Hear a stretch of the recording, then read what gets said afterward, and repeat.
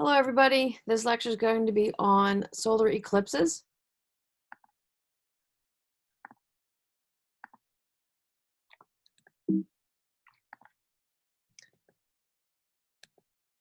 So a solar eclipse occurs when the moon is blocking our view of the sun.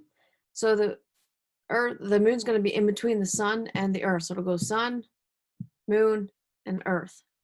I think I said that wrong. It's when the moon is in the middle. Sun, moon, earth. And both the moon and the sun have the same angular diameter, which means their disks appear to be about the same size in the sky, which is quite perfect for what we call a total solar eclipse, where the moon completely blocks out the sun. So due to this equal angular diameters of the moon and the sun, at a new moon phase, the moon's disk completely block out the sun, resulting in a total solar eclipse. Now, we say completely blocking out the sun, it blocks everything out except for the outermost portion of the sun, which is the corona. So if I ask my little kids to draw a sun, typically on paper, they'll draw a circle and they'll draw rays on the outside of representing the sunshine. Those rays represent the corona. At a full moon, the earth can come directly between the sun and the moon and block off light from being reflected off of the moon, and that causes a lunar eclipse. So lunar eclipses occur at full moons and solar eclipses occur at new moons. Just as we had 3 different types of lunar eclipses, we're going to also have different types of solar eclipses. So again, here's a diagram of a solar eclipse. So we have the sun, the moon, and the earth. So the moon's in the middle, and the moon's umbra is going to lie on the earth. Now, typically, the moon is going to be either above or below the earth because the moon is on the orbit is on a 5-degree tilt with respect to the earth. So most of the time, it's the shadows falling above the earth or below the earth. But twice a year, it's going to fall directly on the earth, and that's when we're going to have our eclipses, either solar eclipse or a lunar eclipse. And they're typically going to happen about 2 weeks apart from each other, because if we have a new moon here and a solar eclipse, it'll take 2 weeks for the moon to travel around to this side, and then we can have our lunar eclipse. And our lunar eclipse, like I said, we had a couple different types, as we talked about in the last chapter. This is an example of a total lunar eclipse where the entire moon is inside the Earth's umbra shadow, and therefore it's going to give a reddish brown kind of look. We could also have a partial lunar eclipse where it's partway in the umbra and partway in the penumbra, and those tend to be half gray, half red.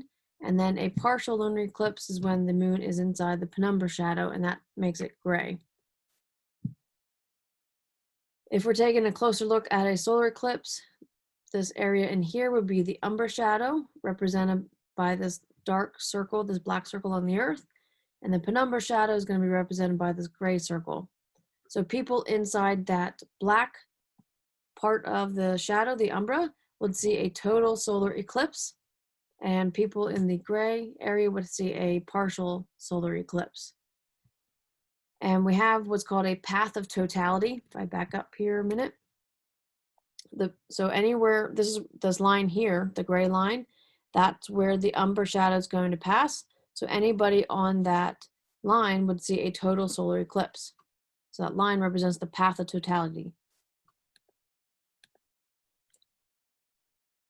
So the path of totality, or that would be that black spot. Now it would move as the moon moves, and the gray spot would represent the partial solar eclipse. So I mentioned a couple of different terms there. So we have a total solar eclipse. This is when the observer is inside the moon's umbra shadow, and the moon completely covers the sun. The umbra covers about 267 kilometers on Earth and lasts about a total of 7.5 minutes. The only portion of the sun visible during this time, during the 7.5 minutes, is the corona, which is the outer portion of the sun. We can have a partial solar eclipse. This is where the observer is going to be inside the moon's penumbra, which is the light shadow, not the really dark shadow, and they can only see part of the sun being covered by the moon. And last, we have an annular eclipse. This is where the moon is at its or near its apogee. This is an apogee. Apo means away. So this is where the point in the moon's orbit where it's farthest away from the Earth. And since it's farther away from the Earth, the angular degree that it covers in the sky is going to be less than it normally is. Therefore, it's not going to completely block the sun. When that happens, we'll sort of get a ring around the sun. This other picture is we call a diamond ring. This occurs during a total solar eclipse, not an angular solar eclipse, but a total solar eclipse, where it's almost reached the totality, or it's just past it a little bit. So you can easily see the corona on the outside and just a tiny bit of the sun. So as a solar eclipse occurs, we get what's called first contact. This is where the edge of the moon meets the edge of the sun. Partial phase is where part of the sun's being blocked. The second contact is when the we'll say the left-hand side of the moon and the sun line up. Third contact is the right-hand side of the moon and the sun when they line up. And then we have that partial phase again. And then your fourth contact is where they last separate. Down here you can see a sequence of events as it occurs. It almost looks similar to the moon phases, but you may notice the curve is a little bit different. On a moon phase, you get sort of a football type shape where it's curved on both sides. Here we're getting sort of a Pac-Man kind of shape. And here you can easily see the corona during the totality. And that is it for this lecture. See you guys later.